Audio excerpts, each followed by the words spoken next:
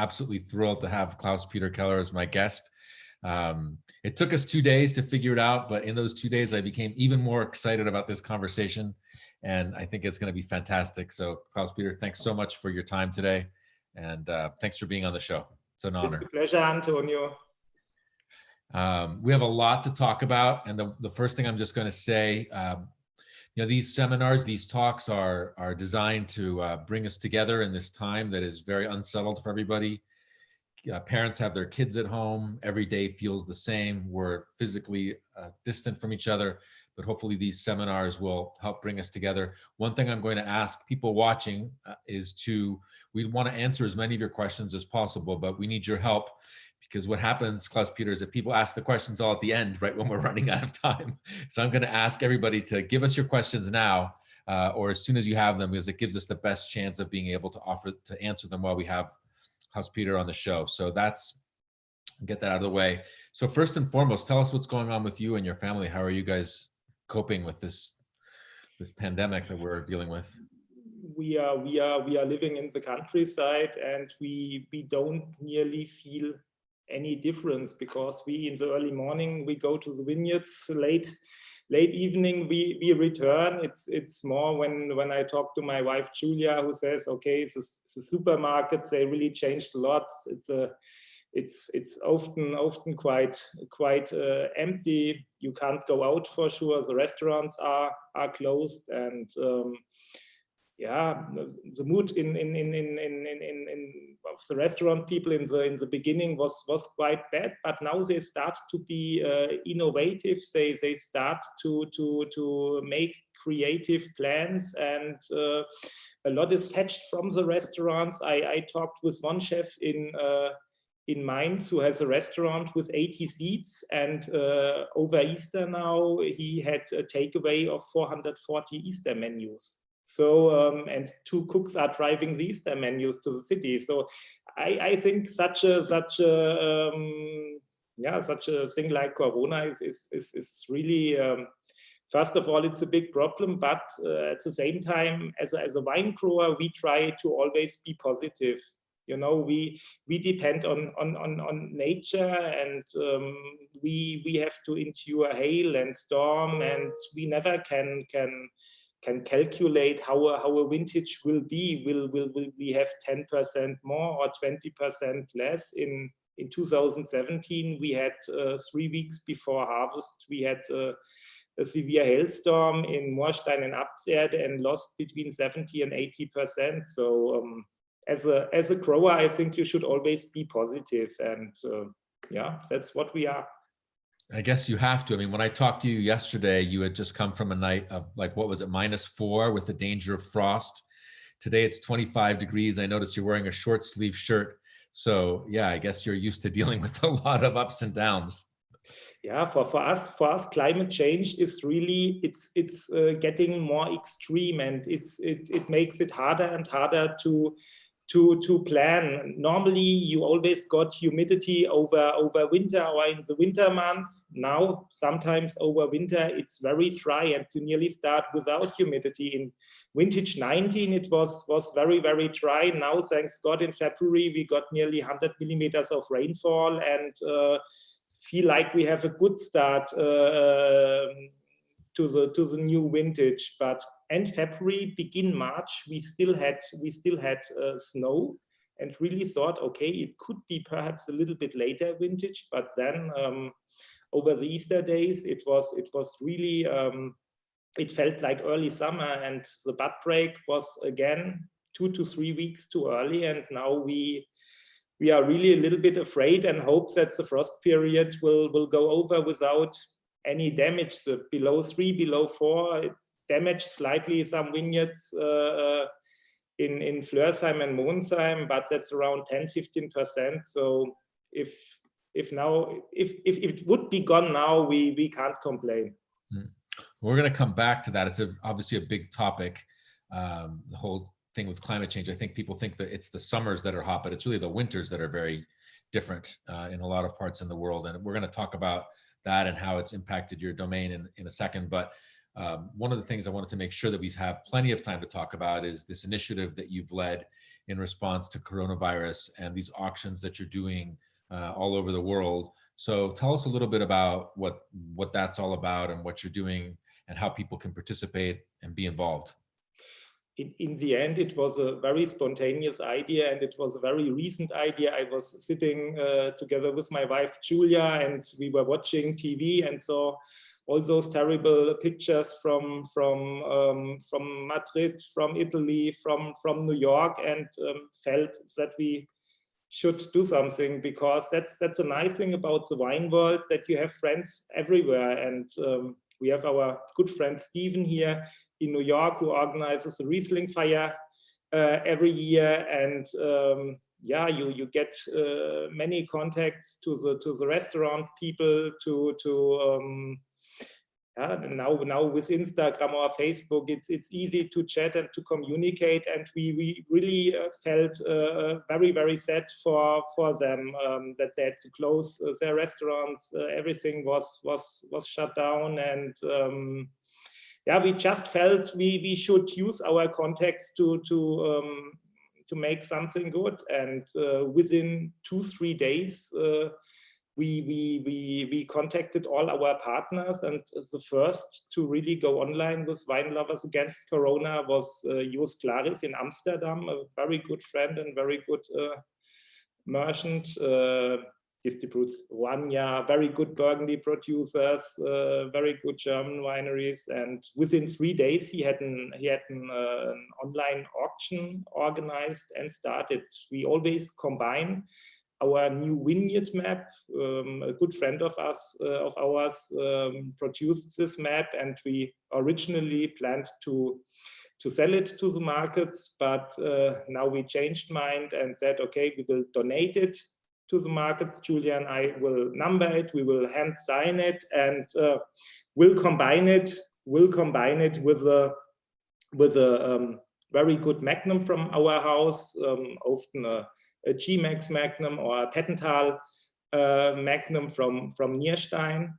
And that's always the first lot of the auctions, and the further lots are donated by wine lovers from the country, from around the world. The merchants, they were very active and donated own lots, created lots, and that's how it started last Saturday in Amsterdam. Then on Monday or Tuesday, New York joined with some beautiful lots. Today, Germany started. Tomorrow, London will start. Over the weekend, we will have Singapore. On Monday, Madrid will start. So many cities will come and join. Australia will join. Hong Kong will join.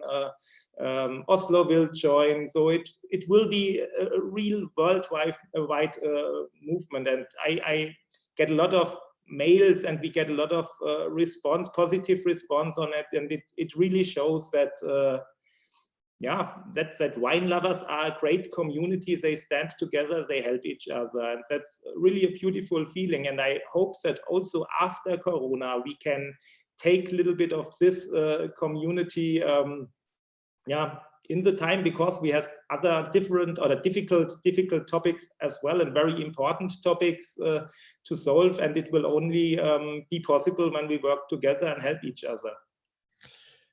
Yeah, I don't think there's any doubt that this this period that we're living through right now is going to really influence how people live going forward and what we decide is important in life, people, relationships, etc.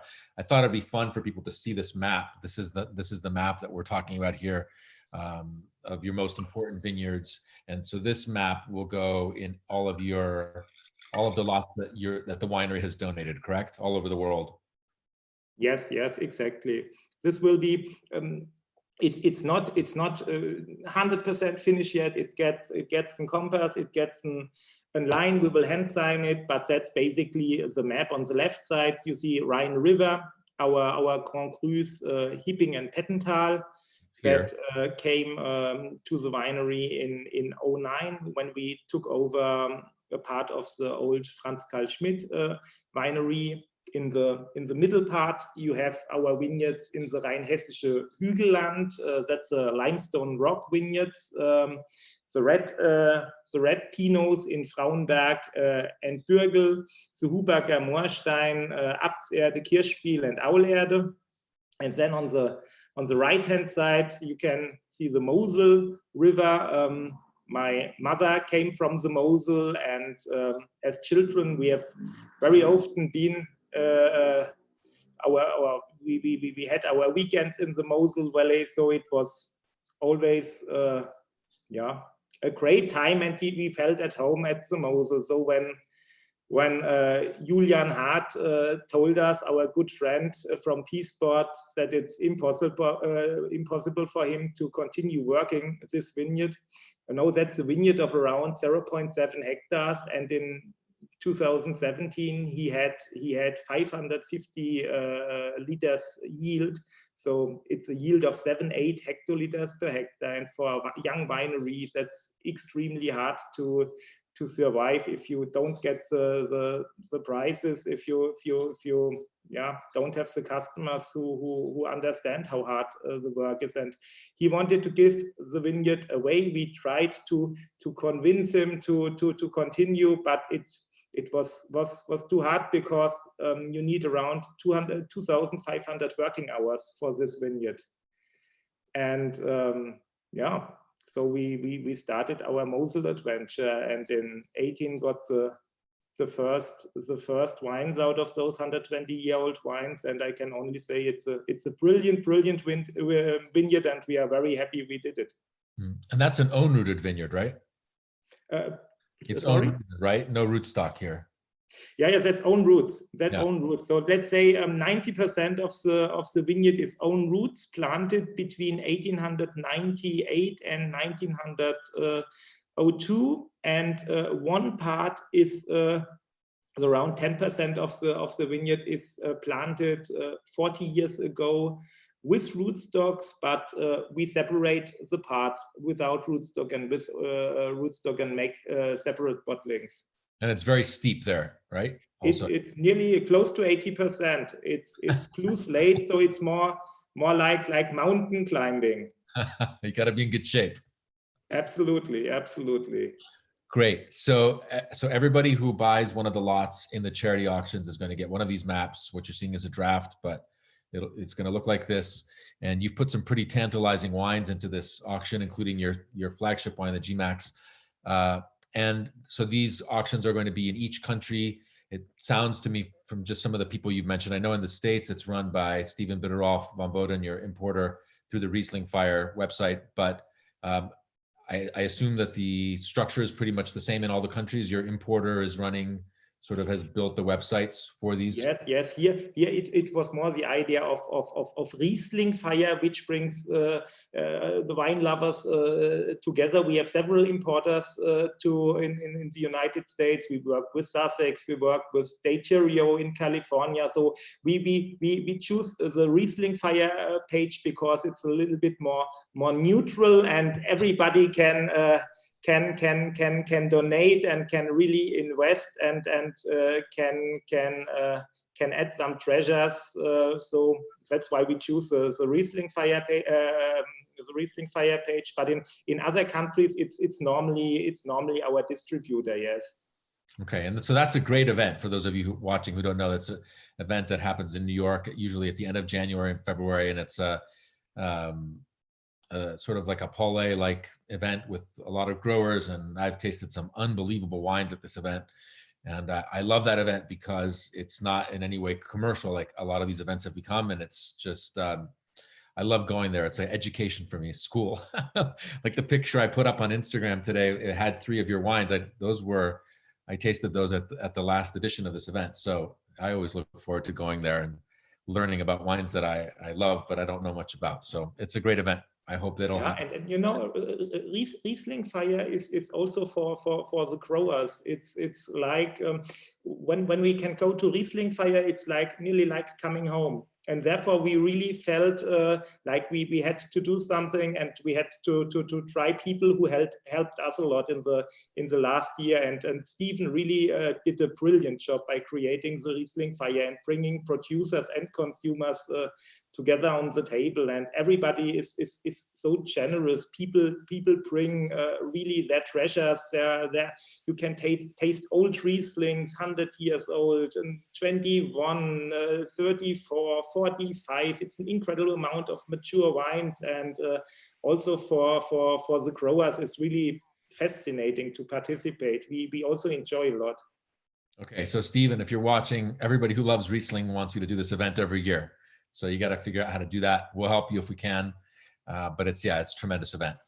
And so you have, I think in New York, I saw something like 3 weeks of lots, something like 5 lots every week. And I put in a wine from my collection, which is not German, but you guys accepted it anyway. But it's a Magnum of 2010 Rinaldi Brunate Barolo. So if somebody will want that, I'm sure. It's a great vintage, obviously, but but this was also the idea. It's not about bringing German wines. It's not about bringing our wines. Wine lovers should bring wines that they like, that they would love to donate. It's just bringing a community together, and I think that's very, very nice. So next week's lots on Riesling Fire page, they will show the whole diversity of what the wine lovers like to drink and like to share. Yeah, I saw that David Schiltnecht contributed an incredible bottle, and Fareed Zakaria put in one. So I think it's going to be a really great collection of lots of different wines. So I would encourage everyone in your local markets to see what's being auctioned and to help out. I can just tell you in the United States, because of the way that our country is set up, the hit to the hospitality industry has been particularly hard, because here we don't have health insurance that's nationalized. So when somebody loses their job in a restaurant in America, and this basically happened overnight for many people, they might have had their health insurance paid for that current month, which was March. And then after that, there's a program where you can continue your healthcare, but you pay it yourself. And so when people in the hospitality industry go from being employed to not having a job, they just don't have the money to pay for their health insurance. So we're going to be dealing with in the United States, the hospitality industry crisis is not just those jobs that have been lost for now.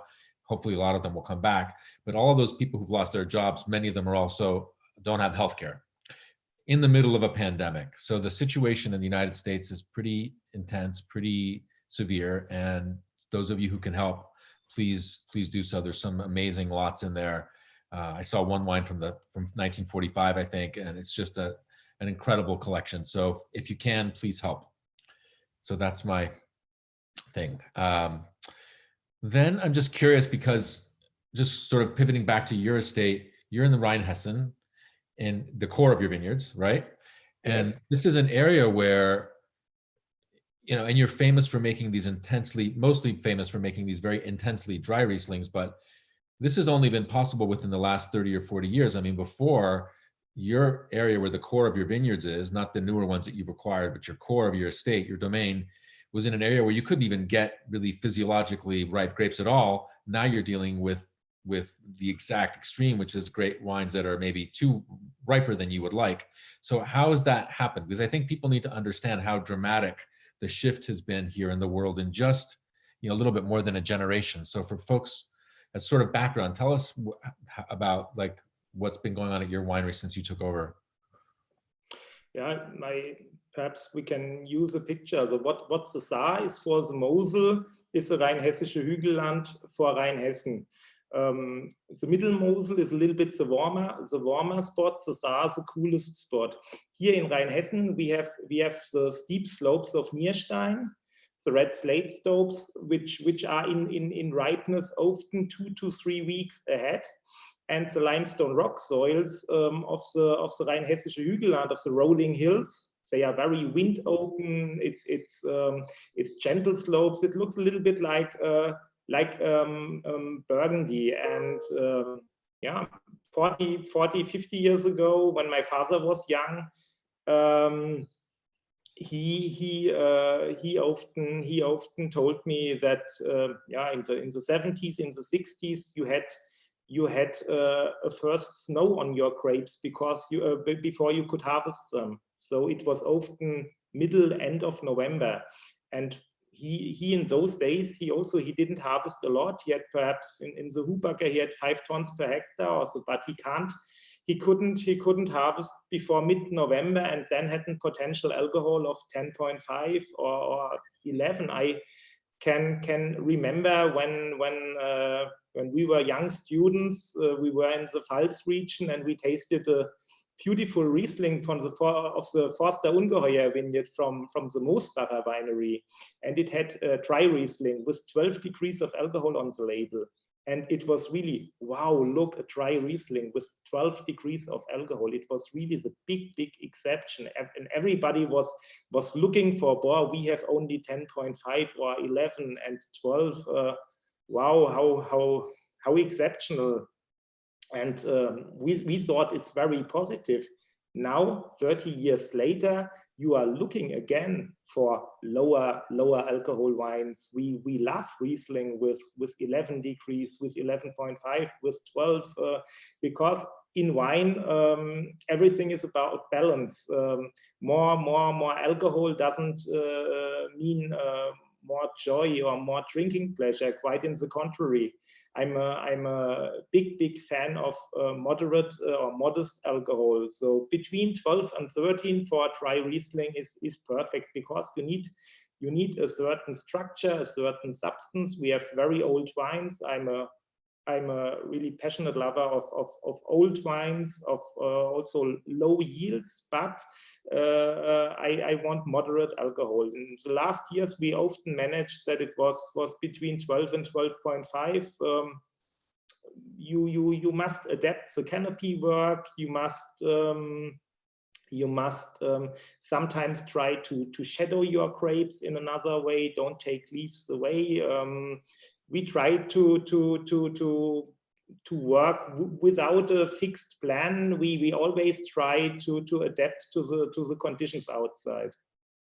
And Mother Nature, I guess, is the boss. We're sort of learning that. It's kind of absolutely a reminder. But I'm curious, what are you? You've got a couple of really great wines open. What are you drinking? Speaking of Riesling. For tonight, I'm off for you have afternoon. It's a Riesling from Rheingau, from the Peter Jakob Kühn winery, a winery that we really love because they are extremely passionate. It's a small family winery. They are really the whole day out in the vineyards, and it's really Riesling with a soul. And you can feel it.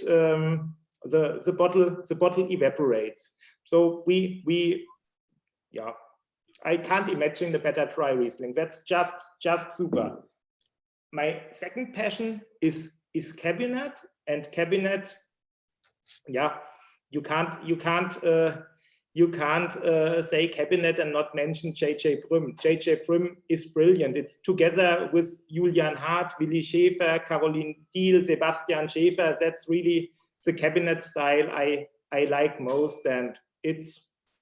Wait, where is the alcohol? It's 8.5 alcohol now with 25 degrees outside. The bottle will be empty quick. Well, I am drinking this wine, which is your wine. Wow, that's nice. A Von der Fels, 2018. Exactly. So a lot of your wines are in the stratosphere because they have so many fans. We were talking before about G-Max, which is your most iconic wine. You told me the production is about 1,000 to 1,400 bottles a year, which is not enough for all the people that love that wine. But this is maybe the opposite end of the spectrum, because this in the United States is about $30 or $33 a bottle. But this is all Grand Cru fruit, right? So what's the story behind this wine?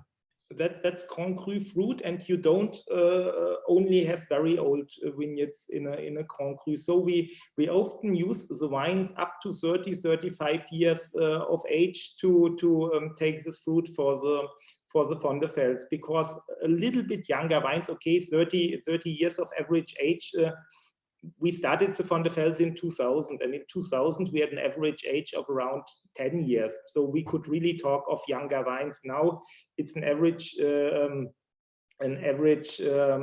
age of around 30 years. So you get more depth and more structure to the wines. The Von der Fels is really meant to to give like a first hint of how the Grand Crus of the vintage will be. It's often 12 degrees of alcohol, so a little bit lighter, a little bit less concentrated, and it's for us it's a brilliant wine to pair with nice fish dishes. When it gets a little bit warmer outside, you want to make a grill or so, then Vondefels is really, yeah, it gives you the energy of the limestone soil. For sure, it definitely is very salty. And what about this vintage? What was this vintage like for you, 18? 18 was a warmer vintage, but the good thing about 18 was that we had very good humidity over winter. So it started very dry, but with a lot of water in the deeper soil areas. In the end, it was a vintage where you had to try to avoid overripeness. So we didn't cut back the canopy, and when we started harvesting, it was looking like nearly in a jungle, because we really tried to shadow the grapes, because I'm not a fan of direct sunshine on the skin, because it can bring bad phenolics, it can lower your acidity, it can take a little bit the energy of the grape. I'm not a fan of this yellow or yellow brown grapes, or sometimes turning blue at harvest. I'm more really fan of this yellow, sometimes a little bit yellow green grapes that have a lot of energy, that have a lot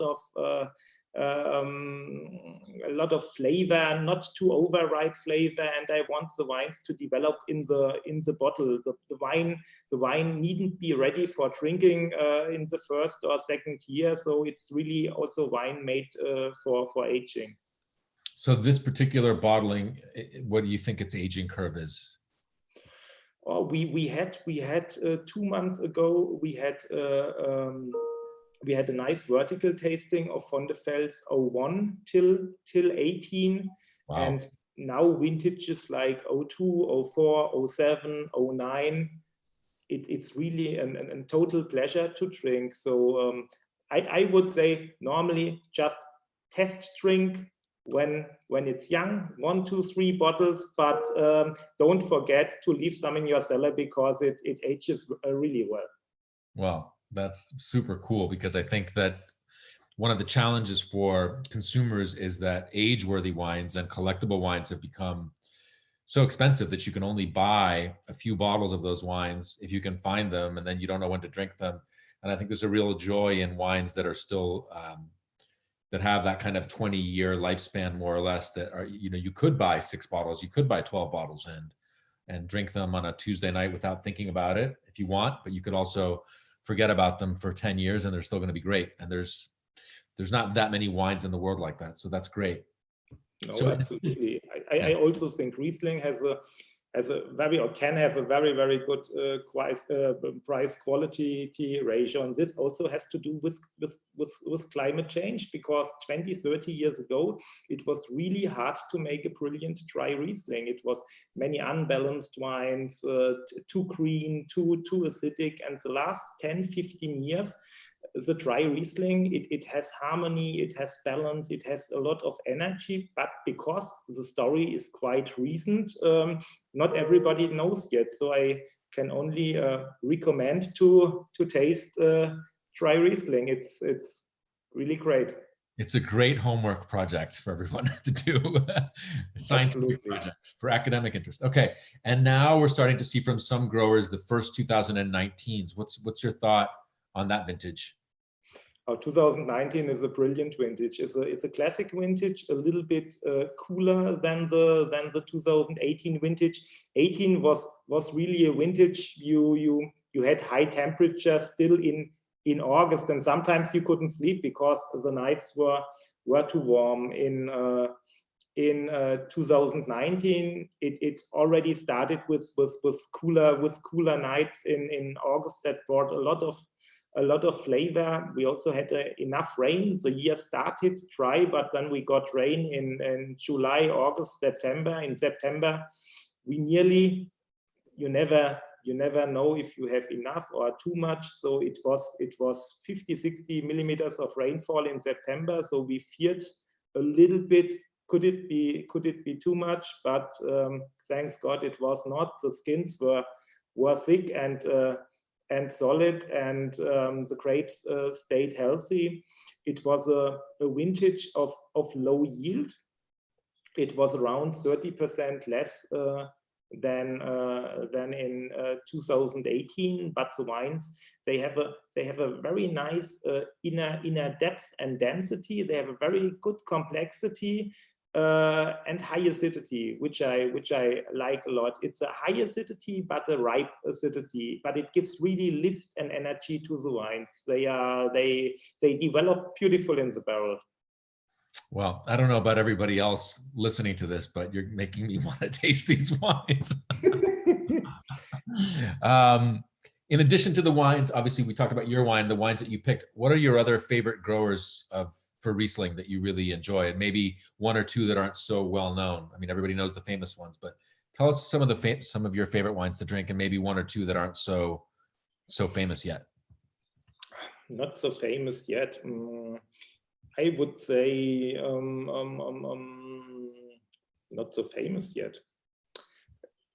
Cabinet wines from Sebastian Schäfer from the Nahe. That's really brilliant. And also his drei große Gewächswines are excellent. They have a very, very good price quality, and it's best you can get from young Nahe. That's really a very dynamic producer that I adore a lot. And here, for example, in our region, what Sina Merz in Eggelsheim or Christine Huff in Nierstein-Schwabsburg are doing, that's also excellent. And if we don't only talk about Riesling, but also about Silvaner and other varieties, Weingut Gigerich, young Philipp Gigerich, what he's doing in Franconia, he will be in a few years, he will be a star of the region. I'm really convinced.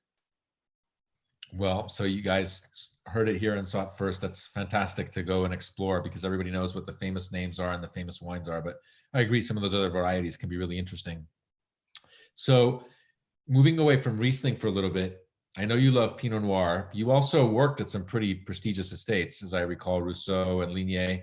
What was that experience like? You know, in the end, if you worked in Burgundy, you start to love old wines, and you have this Burgundy virus, this Pinot Noir virus in your veins, and it's in Burgundy. And I also adore Beaujolais. Beaujolais is also a big, a great region that needed a little bit warmer climate, and now with the climate change makes beautiful wines. But yeah, Burgundy 25 years ago, it really, as a young student, it gave me a great feeling, because they loved being in the vineyards. They had a lot of respect for old wines. I drank once with Charles Rousseau a Magnum 34 Clos Saint-Jacques, and this wine was so young and so fresh, and so and he still, I think he had 40-50 Magnums, and he told me, Klaus Peter, I have to drink them before I die. So that was his biggest problem. You always thought that he wants to finish his Magnums of Clos Saint-Jacques. And yeah, if once you work in that region, you go out with a lot of respect, with a lot of knowledge for details, and yeah, it's what we do now. It's old wines, narrow rows, low yields. Sometimes, okay, our slopes are sometimes steeper. In Nierstein, 70%, in the Mosel up to 80%. But that's the basic feeling for wine, or for my basic feeling of wine. Burgundy was most important. So yeah, and so that was Rousseau. What about Lignier? What was that like? Yeah, Romain Lignier, I got to know him because he apprenticed in Rheinhessen. He apprenticed in Nierstein. Okay. And so we got to know each other, and for me it was one of the most brilliant young winemakers that Burgundy had in those days. He took over the estate in 1991, and I have still some 91 Clos de la Roche in my cellar, and if you see how those wines developed, so they just did nothing. It was very good vineyard work, and in the cellar it was only checking, topping the barrel, but it was a laissez-faire approach, which I liked a lot. And yeah, he died far too early, Romain. Yeah. But he was really probably the best young grower of his generation, and I had a 93 Premier Cru of him recently. It's incredible how young and fresh those wines still are. Yeah, that's a great vintage too. And I know you also love Italian wines. Yes, absolutely. I'm a big fan of Piemonte, not only the wines, but also the region, because as a wine lover, I think most wine lovers are also food lovers, and I have a close contact to Fabio Borlotto, which I really like a lot, because his wines, they remind me a little bit in finesse and elegance of Pinot Noir. It's so perhaps a little bit more sandy soils of Verduno. They bring a great elegance and freshness, but I'm not focused on one producer. I also love the wines of Juania, of Rinaldi, of Ceparello, all many great wines in Piemonte, and I'm very happy that we will manage to make a great charity for Italy together with the producers from Piemonte, and you helped organizing it. I think it will be auctioned via Secchi from Germany. Also, the Bürklin Wolf winery is with us, because Nicola Libelli is the cellar master, the brilliant cellar master of Bürklin Wolf is from Italy, and so we all together want to help getting a nice donation for Italy. Yeah. So for folks watching, this is, I think we're alike in the way that sort of like come up with an idea and like 3 days later it's done, and there's enough people around who actually make things happen. But this is sort of one of those things that's kind of like an idea that comes up, sort of like an inspiration. And this is something that you're working on, that Tom Myers is working on in Italy. I think Zacchi's is going to be the auction house, but this is a collection of unbelievable Piedmont wines. But there's also one of your wines, and there's a Dr. Birkenwolf wine, and there'll probably be others, I think, that will be added. And I'm sure that, I'll obviously. It will be a fantastic lot from Magnums, Rinaldi, Magnums Borlotto. It will be a 99 Kirchenstück Bürklin Wolf. It will be a G-Max from our winery. It will be really brilliant wines. Yeah, and so that will be auctioned. I think the latest thing I saw is that that's going to be auctioned next month, and all of the funds will go to a local charity in Italy, that is working on this, on the front lines of this COVID-19 pandemic. So again, I think it's just wonderful to see how quickly people can mobilize, and can be the generosity of people has just been tremendous. So you'll be hearing more about that. Going back to your wines and your estate, obviously your most famous wine is the G-Max wine, and tell us a little bit about the genesis of like how you created it. It's named after your dad, but also after your son, as I understand. And what is because this wine, for somebody who sort of watches from the outside, this wine became a cult wine in a really short period of time. So what was the idea behind that wine? How did it happen? George, the G, was my grandfather. Sorry. That was the first who bottled Keller wines in 1921, and we always had a Riesling G called G. And in 2000, our son Max was born, and we thought of not creating a new wine, but just combining the G and the Max. So in Germany, we don't say G-Max, we call him G-Max. It's George, Georg, and Max. And it started in 01, and the yield was very low.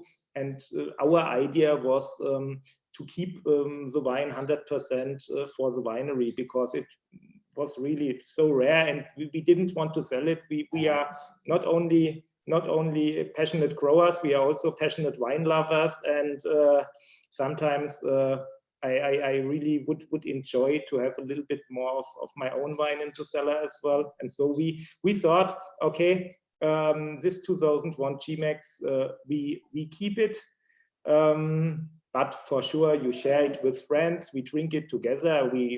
For me, it's no fun to drink wine alone. Wine is you drink it with friends, you share it, you invite people, and the more people who got to taste this 2001 GMAX, the more people said, yeah, we want to have it, we want to try it. Can we buy it? And so I talked to my father and to my wife, and I said also the best thing is to make a price to protect it.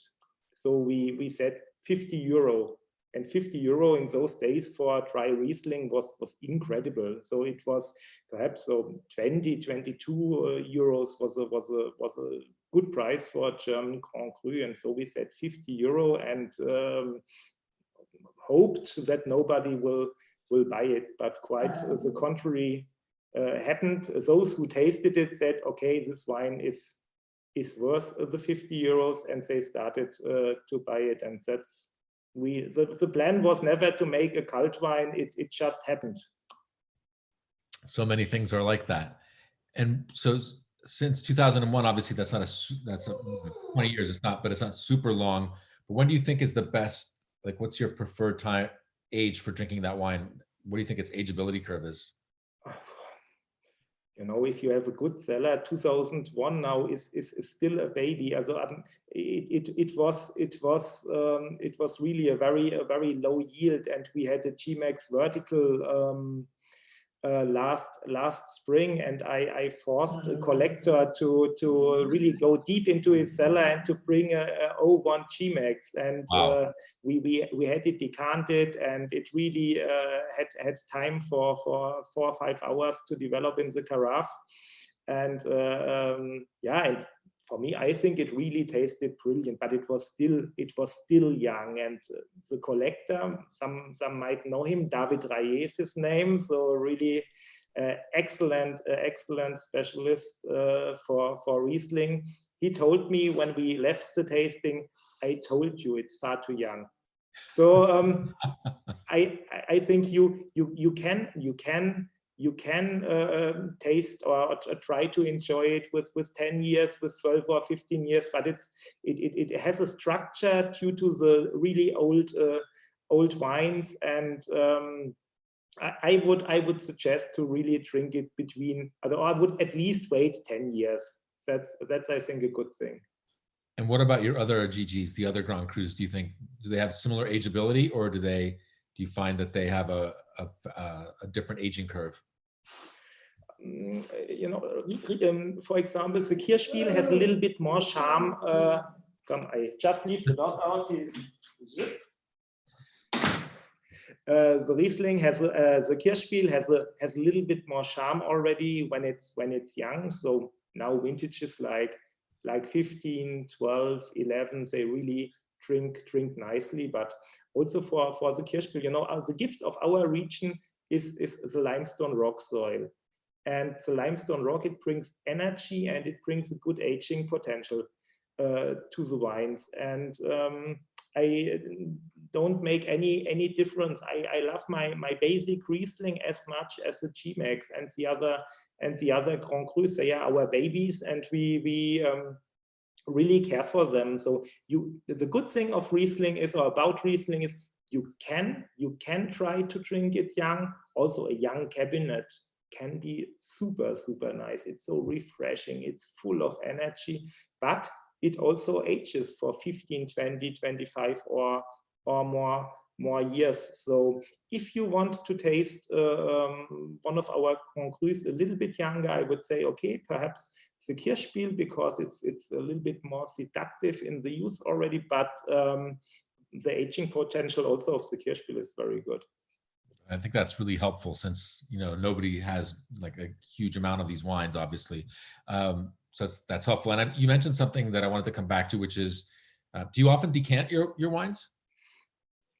I often prefer just to pull the cork and to wait, because I think that's the most gentle that's the most gentle way to do it. Sometimes in official tastings, you don't have so much time. A method I really like is opening a bottle one day before and just with cork on top, so that it really gains in oxygen very, very slowly and keeps its freshness, but develops in depth. That's what I really like. Yeah, I mean, this is a very common method, which is, yeah, you just open the bottle, put the cork back in, and then you do it, you taste it the next day. But I think one thing people should know, if you do that, you want to put the cork in the side that you took out, not the easier way, which is to put the cork in with the air exposed side into the bottle, because sometimes you could have some TCA or contamination on the. Oh, absolutely. That's very, I don't really put it on the, you know, I make like this. I just have it like this. So that then you are safe. I'm not that talented, but if you put the cork in, I think it's better if you can to put it in, if you're going to put the cork back in the bottle, to put in the part of the cork that's been in the. Absolutely. Absolutely. You never know really important. If the outside part might have picked up something along the way. So if you put the cork back in, always make sure it's the wine exposed side, which is not always easy, but it's definitely worth it. So that's basically what you do for your wines. One of your more recent projects is Pinot Noir. So what's the inspiration behind making that wine?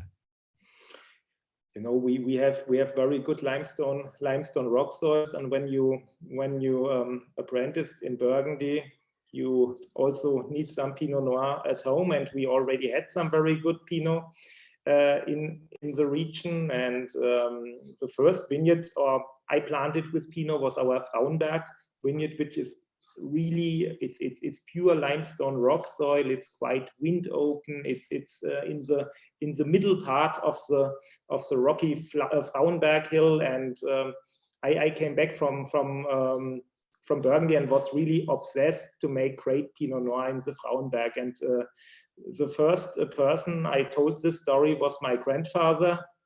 And he told me, "Oh, Klaus Peter, please don't do it. You will, if you are happy, you will make a good rosé in Frauenberg, but you will never make a good Pinot Noir, because it's too windy, it's lying up the hill, it's too cold, it's too." And my grandfather was really very skeptical about it. And nowadays, the Frauenberg Pinot Noir, it's planted 95, so it's 25 years of age, and it's one of the best Pinots we have. It's not, you know, you don't have to pick end of August. You can pick end of September. Sometimes we picked in October. So you really have a vegetation period of 110 days, which in former times was normal, but the last years is more the exception. Yeah, so what you're talking about, what Klaus Peter is talking about, is a classic parameter of bud break to harvest. The traditional cycle for most varieties is considered to be 100 days. And for some, it's more 110, 120, but that's kind of a classical measurement that gets used to determine the length of a classic growing season, which we don't always have anymore, but that's, for people watching, that's how that works, right? Yeah, absolutely. You know, also when I was in Burgundy, it was normal to harvest end of September. And nowadays they sometimes have to start end of August, which for France is a catastrophe, because August is really the holiday month. And after August, you slowly try to plan harvest. So yeah, it changed a lot during the last decade. Yeah, I mean, we talked about this a little bit before, about changing the farming methods and trying to keep the leaves more covered, right? To have a little more canopy. Yeah. But I know one of the projects that you're working on is really quite radical, which is Riesling in Norway. Yeah, that was quite a crazy and very spontaneous idea, like the Wine Lovers Against Corona charity. So there was not a big plan behind it. We just felt we should do it and should put all our energy in it. We had a very motivated apprentice, Anne Engraf, who worked here at the estate, and she came back to Norway and told us that she is missing Riesling so much. And she told us she has a beautiful granite soil plot and slightly southern facing, and so we started in 2009 to plant a Riesling vineyard in Norway. And not only Riesling, it's also 50 Pinot Noir wines there. And is this just an experimental vineyard, or are you actually making wine that will one day be sold? What is the... No, the yield is really too low. The yield is perhaps it's around 4 to 5 hectoliters per hectare. But for us, it's more like an experiment, how to see how climate works, how climate changes. When we planted this vineyard, the university teachers, they told us that probably from 2050 onwards we would be able to get mature grapes there. And also the university in Geisenheim, the teachers, they were very surprised when we showed them the first mature Riesling grapes in 2018. We already had mature grapes in 2015, but we didn't expect the seagulls to like Riesling grapes so much. So when we arrived, the whole vineyard was harvested already, and now we protected a little bit with fisher nets. And in 2018, we had the first yield, and it's for sure it's racy, but it's a little bit like Riesling has tasted from the Ruhr region in the 60s or 70s. It was acidities 12-13 gram per liter with 8.5 potential alcohol. It's really good. It's like Germany 50 years ago. Sounds like underripe champagne grapes, but I'm sure at some point it's going to work. A little bit. We already suggested to make a sparkling in Norway. This would be fun. And so you bring that fruit back to Germany and you make wine out of it, or are you just farming grapes and doing analysis on the fruit? No, we pressed in Kristiansand, and our partner Anne Engraf, she fermented the grapes in Oslo and bottled in Oslo, and wow, we kept it in the region. In Norway. Okay, great. Well, I guess I need to get educated about Norwegian wines. It's not a region. Yeah, it was spontaneous fermented in the bedroom, so really that you could check it every day, every night. Wow. Like a baby. Wow, that's super interesting. So one of the things you've done in recent years, obviously we talked about this at the beginning, is you've expanded your core of holdings, your latest vineyard in the Mosel, where your mom's family's from. Do you anticipate more of that? Are you interested? Are there other areas that you're looking at within Germany to build your portfolio, or is it more opportunistic? You just see something and you go for it? No, I'm really a wine lover, but I can also accept when we have many great wine growers in Germany, and I don't have the feeling I must have a spot here and a spot here. Our basic region, and it will always be like this, is Rheinhessen. And because my mother came from the Mosel, we always felt also a little bit at home in the Mosel Valley. And when you see those steep slopes, those blue slate slopes, it's just brilliant. And that was always an idea to have a small vineyard plot there. We will not make more. It's 2/3 of an hectare, and it's a lot of work already. And now with the next generation, with the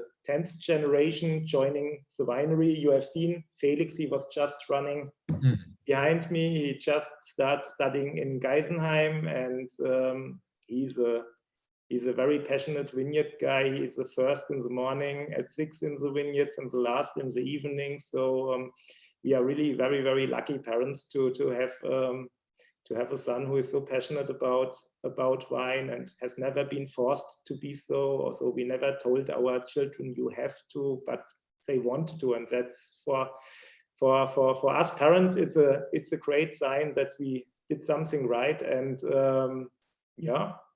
so we have a little bit more time now with 3 generations. My father turned 71, but he's still very active in the winery as well. So now with Felix joining the winery, we have the time to care for this Mosel plot, but our aim is not to enlarge the winery. Our aim is always to focus on the details.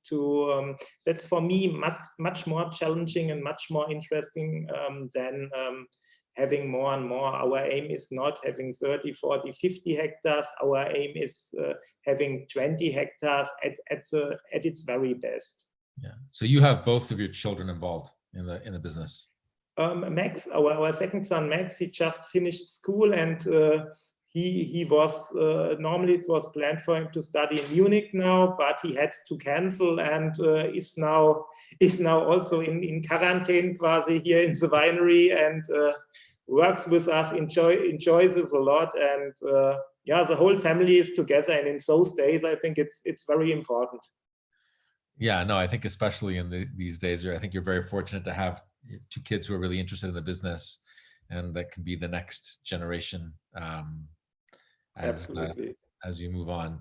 So we've got just a few minutes left. Is there anything that you want to share with your fans watching this about the auction, or should we answer some questions? Do you have questions? Well, people were very good today. Not that they haven't been good before, but we got a lot of questions in the middle of this interview, so it was very easy for me to ask you these. All these questions were questions that we got from readers, so it was fantastic. We talked about farming, viticulture, experimenting with experimenting with different places. What about other varieties? Do you think other varieties might be more resistant, or other varieties might become more prominent? I think I see a very good potential for the old varieties in Germany. You know, many of the young growers, they think they have to plant Sauvignon Blanc, or I don't know, Cabernet Franc or whatever. And for sure, it's possible to make good Sauvignon and good Cabernet in Germany as well. Perhaps in 5 or 10 years, even better than today. But I'm a big fan of the old varieties like Silvaner or Scheurebe. Scheurebe for me in Germany is a better Sauvignon, because you have many old wines, you have low yields, you have an intense flavor, you get a very good energy, a very good flavor profile to the wines. And same with Silvaner. 50 years ago, 100 years ago, 50% of the vineyard area here in Rheinhessen was planted with Silvaner, and then a lot was left and planted with other varieties. But I really think there is a strong comeback of the Silvaner grape, because it has this touch of the Rheinhessen soul in it. It's earthy, it's soil driven, it's mineral, it's dense, and it's a very good partner with food. Riesling is a little bit higher in acidity, Silvaner a little bit lower, but it matches food extremely well. So I'm very, very happy that not only me, but many others, for example, Stephen in New York, he's a big Silvaner fan. He's also a big Scheurebe fan. And I think we will see many more Silvaner and Scheu in the next years on the New York wine lists. That's great. Let me ask you one last question, because it's a great one that somebody told me, which is, I think for a lot of us, especially in the United States, getting into German wines can be a little bit intimidating because we don't speak the language. The names of the vineyards and the designations are long. What's a one really great idea for a younger person who wants to explore German wines? What's a great way to start? You know, you must know you have the dry style wine and you have the fruity wine. I would say start with the Riesling cabinet, which is moderate in sweetness, has a nice freshness, moderate alcohol, And on the other hand, just try a plain goods Riesling, which is refreshing. It's dry but not aggressive in one way. Just and also a cabinet or a dry goods Riesling. They are affordable. They should be in the US at around $20 probably. I think in this range. So it's a very good wine to start with, and then you can continue. You know, a good Riesling, then you can look for perhaps some village wines, for some Orts wines. You can look for the first Grand Crus perhaps, if you know you like the style, and if you are more in the fruity cabinet style, then just explore the Mosel, explore Rheinhessen, explore the Rheingau. There are many beautiful producers, and I think a cabinet with only between 7 and 9 degrees of alcohol, you don't have another wine in the world that manages to be so to bring so much flavor, to be so elegant, and to be so so nice to drink. Well, that's a fantastic tip. Klaus Peter, thanks so much for your time. I'm sorry we had a hiccup 2 days ago. I think it was really worth it to wait 2 days to talk to you. Thanks to all of our viewers from all over the world. This was really fun. I drank half a bottle of your Wanderfels. Thank you. It was a pleasure to speak with you. And let's crush these auctions, guys. Okay. Thanks for watching. Good luck, and I'll see you soon. Thank you. Thank you. Bye. Bye. Bye.